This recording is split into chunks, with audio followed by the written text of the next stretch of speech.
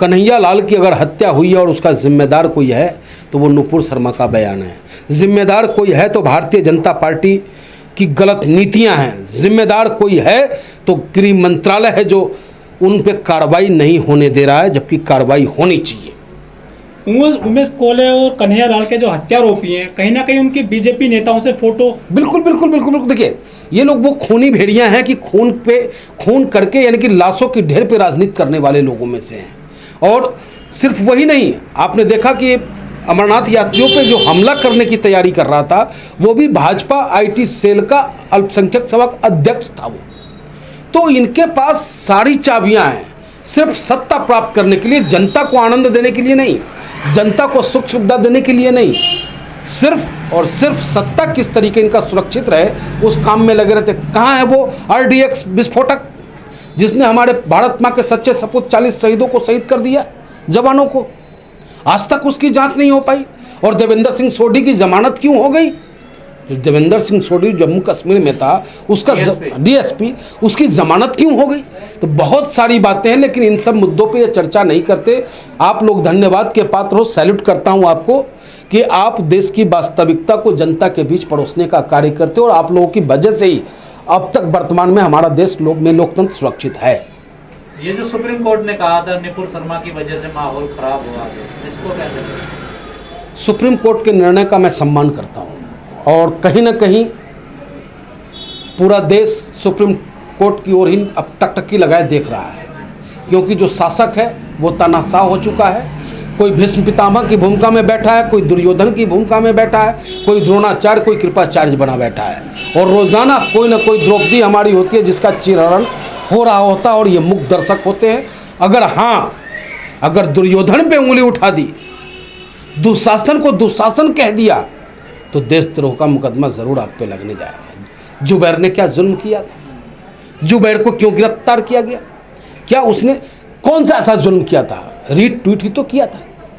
अरे अगर आपको गिरफ्तार करना था तो उन सारे फिल्मकारों को गिरफ्तार करते जिन्होंने फिल्म लिखा, जिन्होंने उसका डायरेक्शन किया, म्यूजिशियन थे, सारे लोग थे। लेकिन नहीं, कोई बहाना नहीं मिला, तो सिर्फ इसलिए किया गया क्योंकि नुपुर शर्मा ने यह कहा कि इसकी वजह से हमारा वीडियो वायरल हुआ। क्या उसने सच दिखाया? ये गलत किया?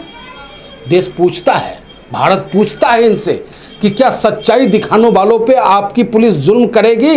इसी उत्तर प्रदेश में एक पत्रकार मिड डे मील में नमक और रोटी दिखाने का काम करता है, उस पर मुकदमा दर्ज होता है। आज क्या हाल है सुधीर चौधरी का, जो कल तक DNA किया करते थे वो, और एक सच्चा DNA कर दिया, क्या हालात हो गई उनकी। आज वो क्या नाम है उसका, रोहित रंजन का साथ छोड़ दिया। क्यों छोड़ दिया? कल तक तो तुम टोपी और तिलक ही दिखाने का काम करते थे, हर मामले में हिंदू मुसलमान किया करते थे। आज तुम्हारी ये कंपनी चंद्रा जी और गवर्नमेंट तुम्हारे खिलाफ क्यों हो गई भाई? क्योंकि जब भी इस गवर्नमेंट को लगता है कि इसकी बलि चढ़ा देने से हम सुरक्षित हो सकते हैं, तो वो बलि चढ़ा देगा। ये जो नफरत फैल रही है देश में, तो कितनी खतरनाक है देश की नफरत? कहीं भी न समाज में, न देश में, न प्रदेश में कहीं भी सुरक्षित नहीं रखता है। नफरत का माहौल जहाँ भी होगा वहाँ आप ये मान के चले विघटन होता है, वहाँ पे नाश ही नाश होता है। जब काल मनुष्य पे छाता है, पहले विवेक मर जाता है, समझ गए ना?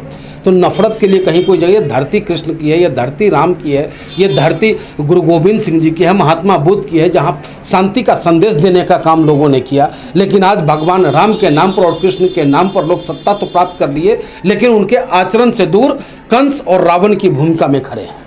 माहौल खराब होता है देश का, लेकिन प्रधानमंत्री का कोई बयान, स्टेटमेंट नहीं। यही तो मैंने कहा, मौन व्रत धारण करे बैठे।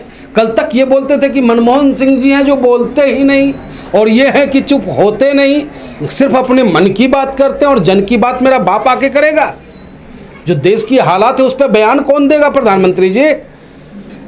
प्रधानमंत्री जी को यहाँ बोलना चाहिए, क्योंकि इस देश, जो हमारे देश के लोग हैं ना, ठीक है कि हम ऑल इंडिया मजलिस इत्तेहादुल मुस्लिमीन के सिपाही हैं, लेकिन जब बात देश के प्रधानमंत्री की आती है तो उनको सैल्यूट करने को दिल करता है, क्योंकि देश के प्रधानमंत्री। आरोप तो आपके अध्यक्ष पे भी लगता है कि वो भी नफरत फैलाते हैं। नहीं, बैरिस्टर असदुद्दीन ओवैसी साहब सिर्फ और सिर्फ संविधान की बात करते हैं। नफरत, अगर सच बोलना, नफरत फैलाना है और आप कहो तो मैं मानने को तैयार हूँ। कहते हैं उनके भाषण जहरीले होते हैं, धर्म पर होते हैं। कैसे धर्म पे होता है? कौन सा ऐसा कोई ऐसा वाइट हमें उनका बता दे जो धर्म पे हो। अरे भाई, इस आज़ाद हिंदुस्तान में और हिंदुस्तान की आज़ादी से पहले देश को आज़ाद दिलाने में मुसलमानों की भूमिका नहीं रही। जब देश आज़ाद हो गया तो इस देश में वही मुसलमान रह गए ना जिनको इस हिंदुस्तान की सरजमी से प्यार था, और आज तक उनका विकास नहीं हो सका। सच्चर कमेटी की रिपोर्ट आप देख लो, रंगनाथ मिश्रा की रिपोर्ट देख लो। बैरिस्टर साहब ने खूब बाइट खूब इंटरव्यू दिए, लेकिन जब कन्हैया लाल का मर्डर होता तो बस हल्के से की गलत नहीं, कंडेम किया है। जो हत्यारा है उसको सख्त से सख्त सजा मिले, इसकी मांग ऑल इंडिया में से इत्तेहादुल मुस्लिमीन के राष्ट्रीय अध्यक्ष बैरिस्टर असदुद्दीन ओवैसी साहब ने किया और हम लोगों ने भी किया है। पर पहलू खान और तमाम लोग जोड़ दिए उन्होंने। क्यों नहीं जोड़ेंगे? हम ये चाहते हैं कि ना पहलू खान की हत्या हो, ना वो, आप कैसे भूल जाते हो, वही जयपुर है ना, क्या अफराजुल की हत्या जिंदा जला दिया जाता है, हाई कोर्ट के ऊपर भगवा झंडा लहरा दिया जाता है। कहाँ ले जाना चाहते हो देश को आप?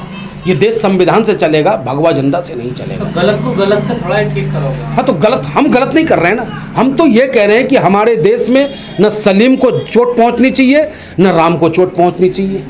क्या गलत हमने कह दिया? विकास की बात नहीं करते, बच्चों के रोजगार की बात नहीं करते, आपके जाति आप सोचो कि हमारे पास मात्र 7 विधायक है हैदराबाद में, महाराष्ट्र में 2 विधायक है। महाराष्ट्र में ओवैसी हॉस्पिटल और स्कूल देने का काम हमने किया है। हैदराबाद में आप जाकर के देखें, जनता, हर गरीब जनता, वहाँ जाति पूछ कर किसी की मदद नहीं की जाती है। हिंदू और ऑल इंडिया मजलिस इत्तेहादुल मुस्लिमीन का सबसे पहला मेयर अगर कोई हुआ था तो वो हिंदू हुआ था। मैं आपको बता दूं, जब अमरनाथ में जो आपदाएं आई थी, अमरनाथ में जब आपदाएं आई तो हिंदू की सरकार था उत्तर प्रदेश में।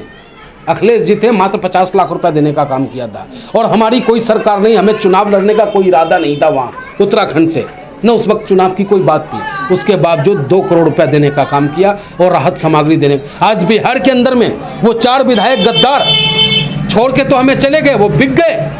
आज वहाँ की जनता बाढ़ से त्राही त्राही हो रहा है। वहाँ की जनता को भी रसद पहुँचाने का काम वहाँ की सरकार नहीं कर रही है, वहाँ का वो विपक्षी पार्टी नहीं कर रही जिसकी गोद में जाकर के बिक करके बैठने का काम इन्होंने किया।